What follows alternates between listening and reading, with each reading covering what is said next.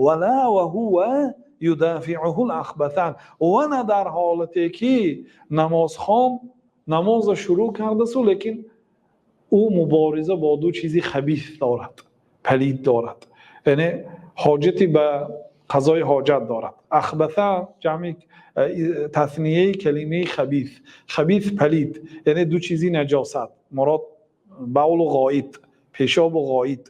این دو چیز میخواهد از انسان خارج شود ولی انسان خودش میدارد تا اینکه طهارتش نشکند و نماز خوانده گیرد و سبک شود، فرض یعنی که از فرض صاف شود.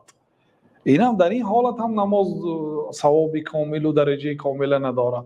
حتی بعضی علما گفتند که اگر به درجه شدت باشد که از نمازش چیزی رو نفهمد، فقط هم مغمش فکری تیز نماز تمام شد و به قضای حاجت بدود، در این حالت باشد نمازش باطل است. گفتند مقصود شریعت این گونه نمازخوانی. بعضی انسان ها شاهد بودیم در سفرها، در زندان، در دیگر جاها، همین طهارتاشون به یک عذاب نگاه می داشتن که خفتن هم خانمو طهارت کردن در بعضی جاها واقعا دشوار بود، علل خصوص در ایام زمستان برق نیست، آبی گرم مشکل است، میه طهارت همین داشته می ایستادن بعضی ها که 4-5 نماز خانمو بعد طهارت شکنی مفته. این ضرر داره برای سلامتی هم برای نمازتون هم. بگذار اگر یک آدم حاجت به قضای حاجت داره، میخواد به حاجت خانه رود، وقتی نماز شدگی هست، مثلا طهارت کردید، آمادگیتون دیدید، وقتی نماز شد که لیکن حاجت پیدا شد، بگذار روید به قضای حاجتتون، بگذار نماز جماعت از بین رود.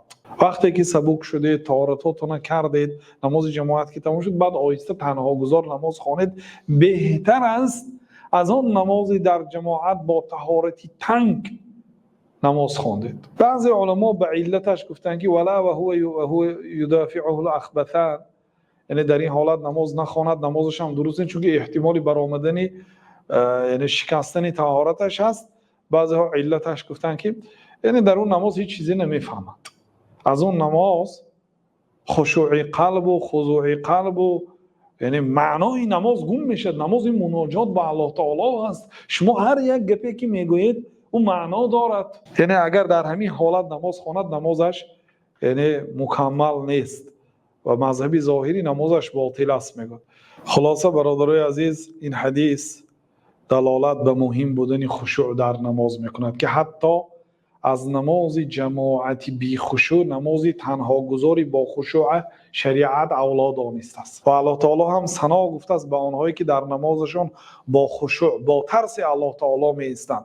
الله تعالی میگوید که قد افلح المؤمنون الذين هم في صلاتهم خاشعون، در حقیقت ظفر یافتند، موفق شدند، نجات یافتند اون شخصیتایی که در نمازهاشان با خشوع و خضوع قرار میگیرند. ترس الله تعالی در وجود آنها پیدا میشه در وقت نماز، با یک حسی تام نماز میگذارند و پیغمبر صلی الله علیه و سلم هم پناه طلبیدند از چنین نماز بدون خشوع.